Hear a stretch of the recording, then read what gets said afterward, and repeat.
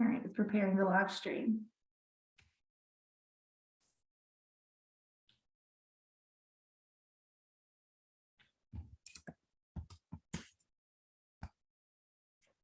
All right, preparing the live stream. Okay, we're live on YouTube. We have one person watching right now, so we'll wait a couple more minutes if that's okay with you guys. Yeah, that's fine.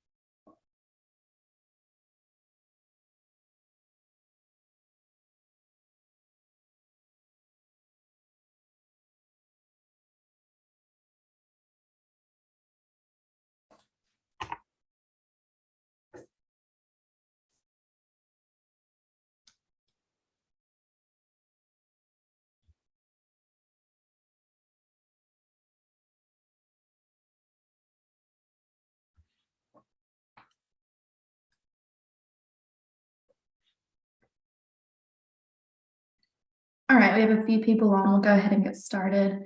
Good evening, everyone. Thank you for joining tonight's meeting regarding the February 2022 service change proposals.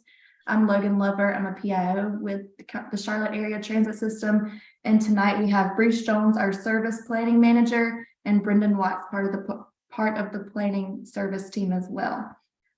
Bruce is going to give a presentation and we'll follow that with Q&A. If you have any questions or comments related to the service changes, please put those in the YouTube chat and we'll address those at the end of the meeting. Great, thank you, Logan. Again, good evening, everyone. So my name is Bruce Jones and I am our service planning manager with Charlotte Area Transit System. So tonight, just wanted to go through some proposals that we have for the February service change, just to walk you through a couple of scenarios. And so to give you an outline of how tonight will roll.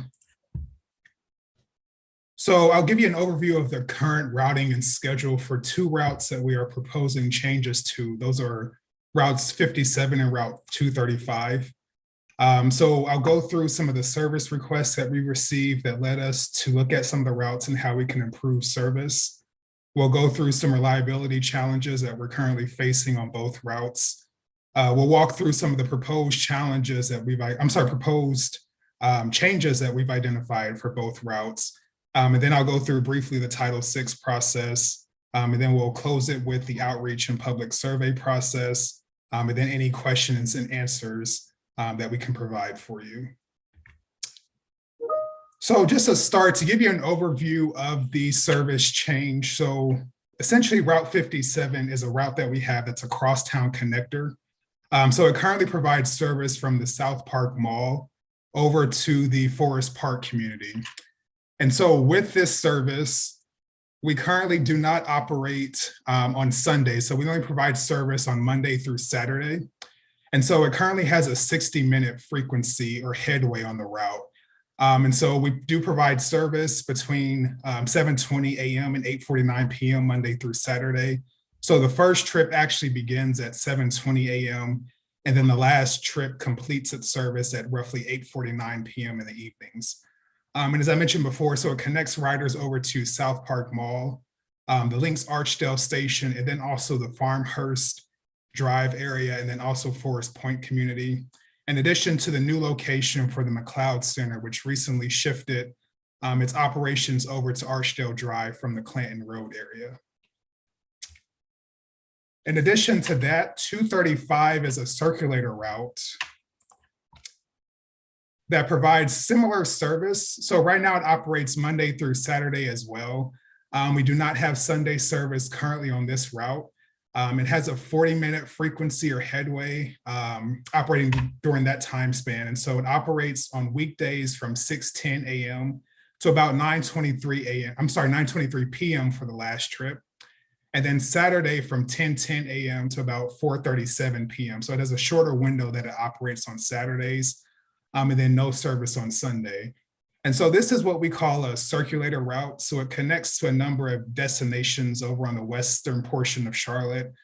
So the West Boulevard community, it connects to the Wilkinson Walmart, the CPCC Harris campus just off of Morrisville Drive, the Valerie Woodard Center off of Ashley and Freedom, and then some of the shops over there as well. In addition to the Goodwill campus, which is on Wilkinson just before Billy Graham. And so with those routes, we've received a number of service requests, both from the public and various organizations within the vicinity of the routes. And so there was a common request for us to add later service on weeknights and then also implement Sunday service on both of those routes. And so that's what led us to identify how we can allocate resources so that we can accommodate some of the needs from a service and scheduling standpoint so that we can help improve connectivity, specifically later in the night on weeknights, and then also on weekends. In addition to that, Route 235, we've been working closely with CMS and then also CPCC. And because of some of the programming that they provide, one of the requests was if we can have a direct connection so that we can get some of the students from Philip O'Berry over to the CPCC Harris campus and vice versa as well. In addition to that, several committee members have expressed a desire to have a connection to the Wilkinson Walmart later than the current service span, especially on weekends. And then also a direct connection over to the Valerie Woodard Center and some of the shops on Ashley and Freedom Drive as well. So with looking at the routes, what we also look at is how can we improve reliability and on-time performance. And so looking at the routes, as they operate today, we have a number of challenges that we realize is going on with the current service. And so with on-time performance, so this is the scheduled time that a bus is supposed to arrive at the time point. So when you see the schedule card, you'll see specific time points on the schedule. It'll have different times for when the bus is supposed to arrive. And so we consider a bus on time if it arrives either on time on that scheduled time, or if it leaves before 5 minutes past the time. So for instance, if the bus is supposed to arrive at 8:10, it has a 5-minute window before it can leave, before it's considered late. And then if it leaves before 8:10, it's considered early. So that's also a ding against on-time performance. We only consider it on time if it's actually meeting that scheduled time and departing no later than 5 minutes from that scheduled time. And so with both routes, we noticed that we had some challenges from an on-time performance standpoint. So with Route 57 in particular, we currently have an on-time performance rate of 55%. So that means that only 55% of the time the route is on time. And so the rest of the time we're either arriving late or there's some challenges where we're not arriving at the designated time, or it could be a missed trip as well. In addition to that, Route 235 similarly has a on-time performance rate of 75%. System-wide, we have a target of 85%, and that's for bus and rail. So anytime we reach a route, our route reaches below that threshold, that's when we'll start to investigate what can we do to help improve on-time performance so that we can make it more reliable for customers. In addition to that, there's some additional operating challenges that we face on both of the routes. Traffic aside, we did realize that we were having some issues with the signal timing near the Archdale station, specifically on Route 57.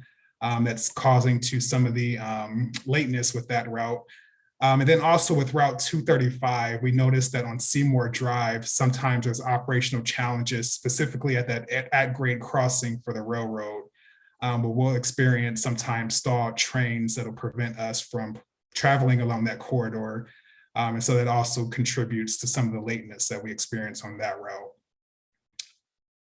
And so considering the service requests and then also the current reliability challenges that we've been facing on both routes, we are proposing a couple of scenarios for how we can improve service overall along these specific corridors. So starting with Route 57, so we are proposing to add later service on weeknights after 9 p.m.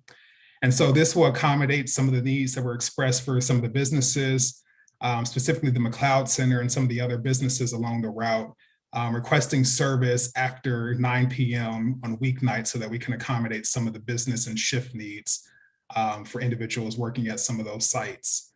In addition to that, adding service on Sunday. So if you recall, this route does not currently have Sunday service. And so we are recommending that we implement Sunday service to match the Saturday schedule on this route. And so we're still tweaking the schedule a bit, but we are planning to restore or implement Sunday service as well. In addition to that, to help us with the reliability challenges that I mentioned from an on-time performance standpoint, we are proposing to slightly shorten the route. So instead of it ending at the Forest Point Business Park community, which is just south of Arrowwood Road, this route would end now at the Forest Point Drive and Arrowwood Road intersection. And I believe there is a Jack in the Box or a couple other businesses there. So the route would end there. We looked at ridership trends, and based on the entire segment or in the entire length of the route, this particular segment at Forest Point, from a ridership standpoint, we noticed that it wasn't as strong compared to other destinations along the route. So we are proposing to eliminate that service from this route. And we did notice that, of course, there is a walk for individuals to get to the Forest Point community, but we are looking at potential ways in which we can help accommodate individuals for making that change.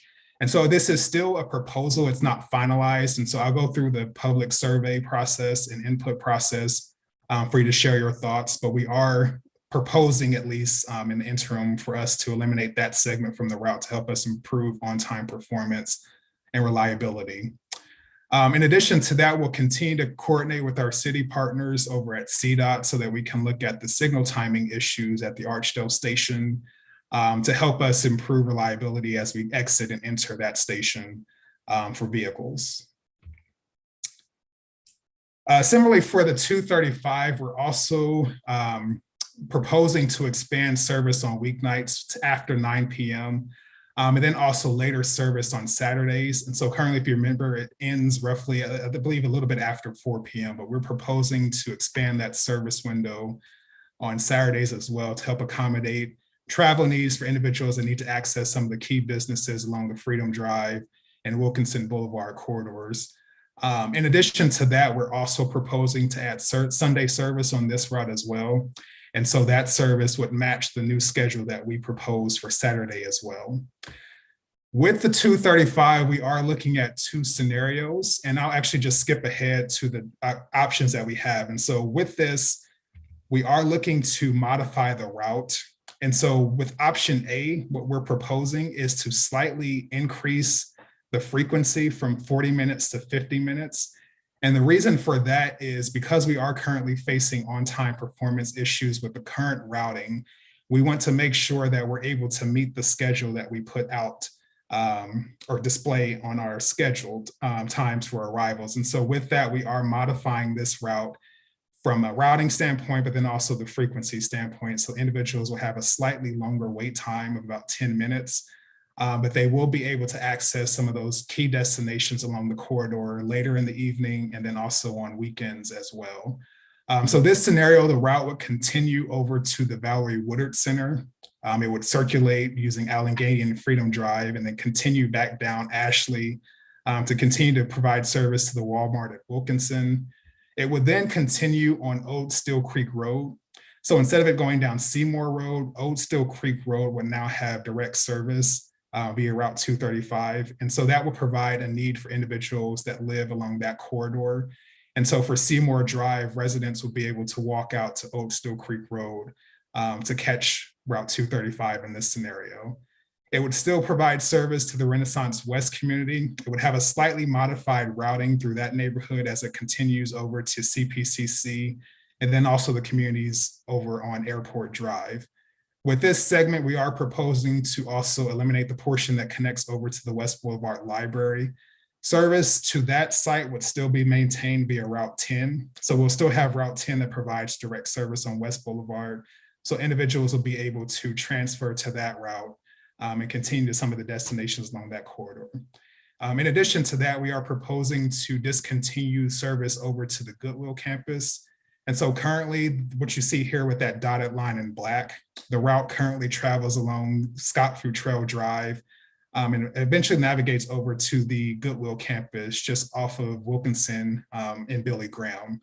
And so with this route, we are proposing to eliminate that segment, but individuals would still have direct access to the Goodwill campus via the Sprinter route. And so what they would have to do is transfer at the Ashley and Wilkinson intersection, and then they can connect to the Sprinter route to connect to some of those businesses. And we notice with ridership trends that that's what a lot of individuals are doing currently. So they're connecting to the Sprinter at Wilkinson and Ashley, and whether they're going to Uptown or continue over to the airport or Goodwill, we notice that that's a high transfer site for Route 20, between Route 235 rather, and the Sprinter. And so we would still be able to maintain that connection and then provide individuals access to some of those key destinations along Wilkinson as well.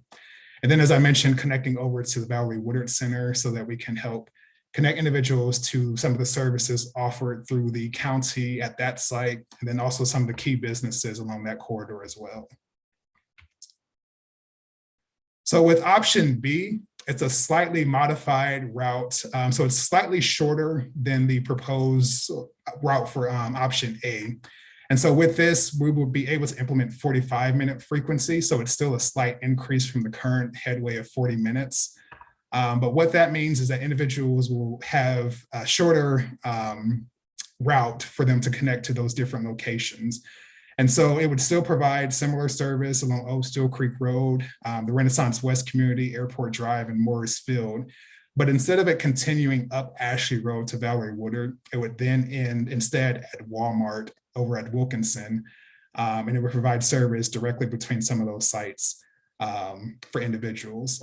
And so with that, for individuals that would need to access Valerie Woodard and some of the other shops along Ashley and Freedom, they would be able to transfer rather to the not the Sprinter route. They'll be able to transfer to Route 2 or Route 30 to make those connections.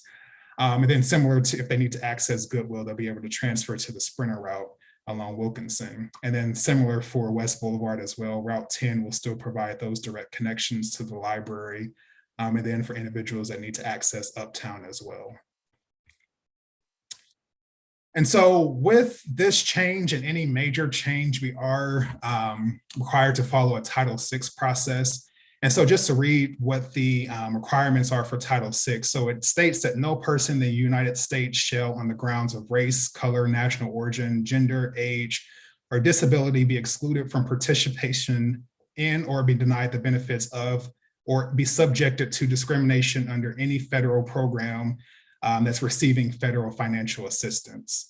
And so as a part of that, CATS is required to evaluate services to make sure that we are not exceeding our thresholds that we have established from a Title VI standpoint. And so with that, with a major service change, we consider it major if it impacts more than 25% of the revenue miles or the scheduled revenue hours. And so what that means is whenever the bus is in service from the scheduled start time to the scheduled end time, that's considered revenue hours. And then anytime it's driving within that period, that's considered revenue miles. And so we do an assessment to see what impact the changes will have on the overall revenue miles and hours for weekday, Saturday, and Sunday to see if it has a disparate impact on low income or minority communities. And so with some of the initial analyses that we conducted, we saw that Route 57, the changes do not impact more than 25% of the revenue miles or hours. But with Route 235, with the proposed changes, that does trigger that 25% threshold. And so because of that, we are treating this as a major service change. And so we're following all of the guidelines that we would follow throughout the typical process for a major service change. And just to go through the list that we see here, so that involves us conducting an assessment of the effects of the proposed changes on minority and low-income communities. And so with that, we use available ridership data and some of our survey data that we recently collected from our origin destination data, our origin destination survey rather, in addition to census data that we collect as well. We also are conducting an analysis of the information gathered from tonight's meeting and some of the other meetings and surveys that we currently have available on some of the proposed changes. And I'll go into more detail on the timeline for that in the next slide. We're also mapping out the service area so that we can identify some of those tracts that we consider to be minority or low income. And so how we assess that is we take a look at our entire service area and we look at all of the census tracts that we currently serve. And so with that, we develop a system-wide average for low income and minority populations that we serve. And so any census tract that is at or above that threshold would be considered low income or minority. And so then we go through the process to make sure that we are not having a disparate or disproportionate impact on those communities in terms of their commute. And so just to give you an example, let's say, for instance, our system-wide low income threshold would be 12%. I don't know the number off the top of my head. I apologize for that. But let's say it would be hypothetically 12% of the population within our system-wide average. And so any census tract that we touch, if the threshold is at or above 12%, that automatically counts as a low-income census tract. And so we go through the process just to make sure that we are not having a direct impact on commutes. And if we are working to identify any type of mitigation. And so that's what we see in that last step. And so what I mean by mitigation is looking at how we can provide additional resources or connections for individuals. And so to give you an example, in the case of service to Goodwill, because we're able to maintain that connection between the Sprinter route, that would be a mitigation that we can roll out and educate riders on so that we can still provide them with that connectivity to that campus. So as I mentioned, we are in the process of our public engagement and meetings and survey as well. And so we did have an in-person meeting last night at the West Boulevard Library from 5 to 7. We have an additional meeting scheduled at the Lynx Archdale station by the bus bays for next Tuesday from 5 to 7. And we'll be sharing more information on the proposed changes for Route 57 and then also 235 for individuals to provide input on as well. We're conducting, of course, this meeting tonight. And so we do encourage you, if you have comment or questions, please leave that in the chat. Excuse me, we are also partnering with a number of city initiatives. So the Corridors Connect event coming up on Sunday, October 22nd in the West Boulevard area and Freedom Drive area. So we'll be at the Amy James Center on the 22nd. And then also the Ashley Park Elementary site on the 22nd as well, sharing information and collecting additional input. That starts at 1 p.m. and we'll be sharing more information via our social media and riders alerts and other communication channels as well. So you have more information on that opportunity to come out and share feedback with us. And of course, ongoing plans to engage some of our community and partners. So we'll be working with the West Boulevard Neighborhood Coalition. We are working to meet with them for their November meeting so that we can share information with their constituents and get input as well. We're working, of course, closely with some of the businesses, including the McLeod Center, CPCC, CMS, the Valerie Woodard Center, and then also some of the additional businesses along Forest Point and the Archdale area as well. And so those are some of the upcoming engagement opportunities for you to reach out to us. But of course, you can also connect with us at Tel Transit. And Logan may be able to share that once we get to the point. I apologize, I don't remember the email directly off the top of my head, but we'll get that to you as well. In addition to that, we do encourage you to take our online survey. So we did go out and tag over 115 stops along both routes 235 and the 57. Just encouraging individuals to complete the survey. We also have additional information on how you can contact us and attend some of the meetings to share your thoughts. Riders can access the survey either if you scan the QR code on the signs. I do have that same QR code in the presentation. So if you want to scan that with your phone, it should take you directly to that survey link. You can also access it at publicinput.com/FEB 2024.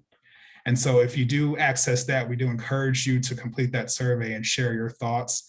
And that will help us determine whether or not these changes will be implemented in February of next year.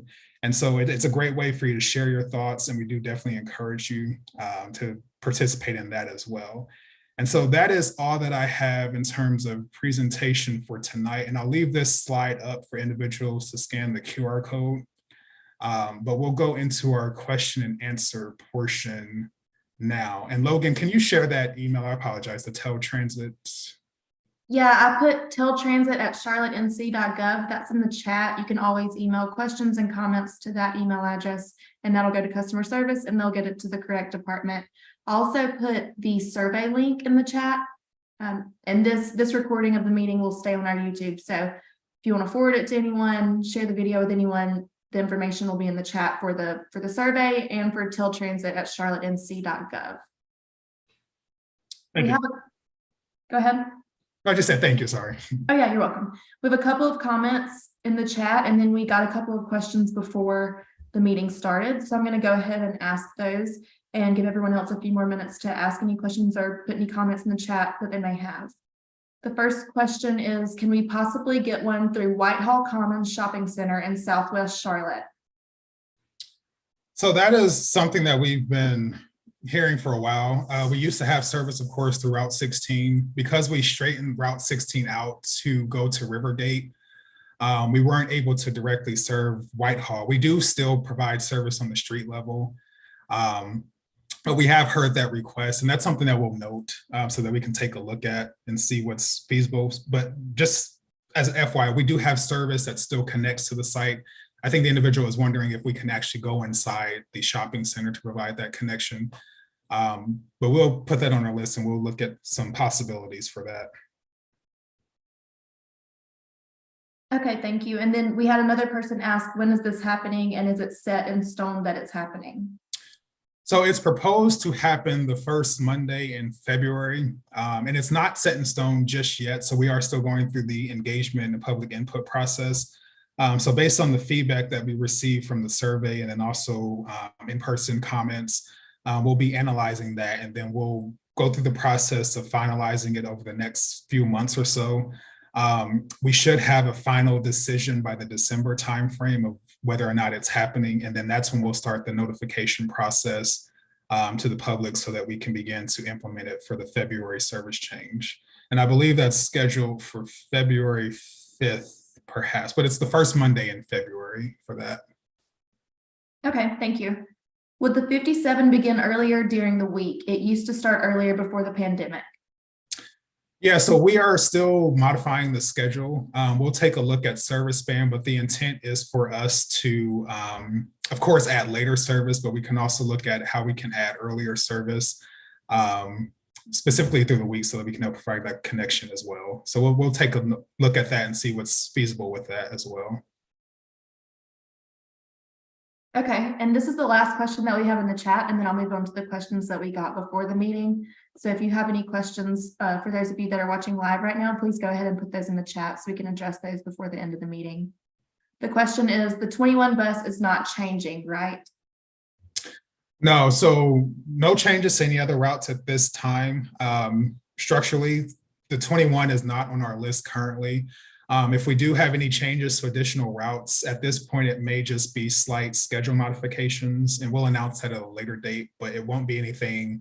When I say schedule modifications, it's just essentially adjusting maybe the arrival time so that we can have it be more reliable. Because a lot of times, just based on traffic conditions, we might have scheduled a bus to arrive at a certain location at 5:25, just hypothetically, but because of traffic, it's not arriving until maybe 5:27. And so based on that, we typically make adjustments to the arrival time on that. And so any additional routes that we have changes for will most likely be slight modifications for that. Okay. Why are the changes occurring in February and not now? So we typically have 3 service changes per year. And so they're in February, June, and October of each year. And so before we are able to implement them, we have to go through a process of identifying if it's a major service change. And if it is a major service change, we'll have to go through the process of engaging the public to get input before we make it final. And so because of that, we have to typically start planning a few months in advance so that we can implement it by the February timeframe. But yeah, so typically with any service change that we have it scheduled for February, June, and October for those changes to be implemented. When will the final schedules and routing changes be announced? So those will be announced in the December timeframe. That's when we'll announce finalizing some of the recommendations that we have, and then we'll start to push out some of our marketing materials throughout the month of January with information on the timetable, the schedule span, and then also the routing as well. So we'll be sharing that sort of in the late December, January timeframe before we implement it in February. Okay, and then will any bus stops along the routes change? So the only segments that potentially will have changes will be the segments that we are discontinuing service to. So for the 235, that would be the segment to the Goodwill campus, and then also to the West Boulevard Library. And then for the 57, if the changes become permanent, then service along the Forest Point Business Park community would be changing. So those stops will be removed, but for the most part, the remainder of the stops along the route, we don't have plans at this point to make any changes to those. Okay, is it too late to provide feedback? No, so we are actually conducting our survey and seeking input throughout the month of October. That'll continue in the early November timeframe.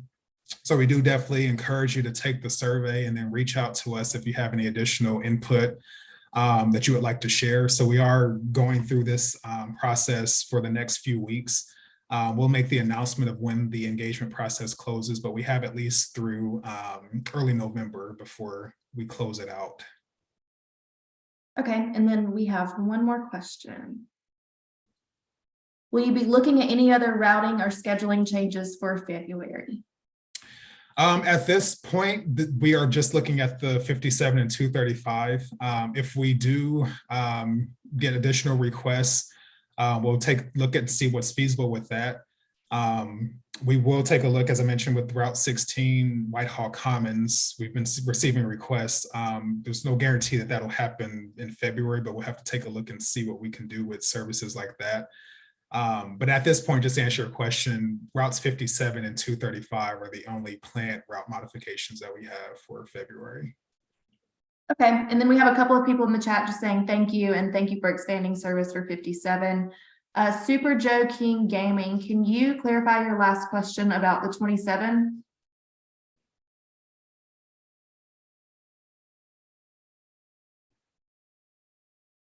Was that for me or that was for the person in the chat? The person in the chat. Okay. He said just one more question, the 27 bus, right?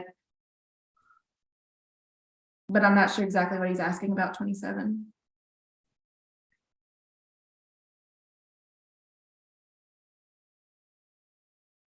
And like Bruce said, there will be, all this information will be available on CAT's website. We'll post things on social media. So if you don't follow us, please give us a follow, check our website, things like that.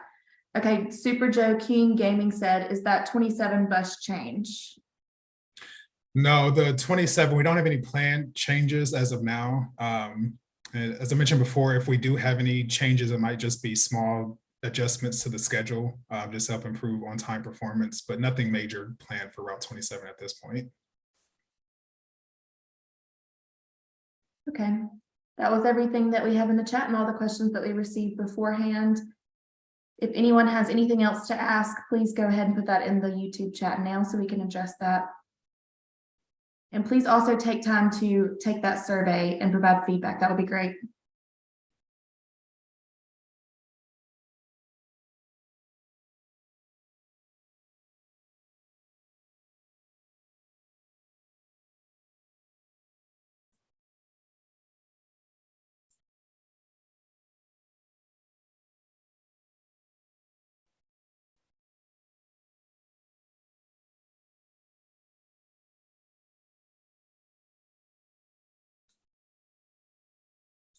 And as Logan mentioned too, we'll share this presentation. It'll be on our YouTube page.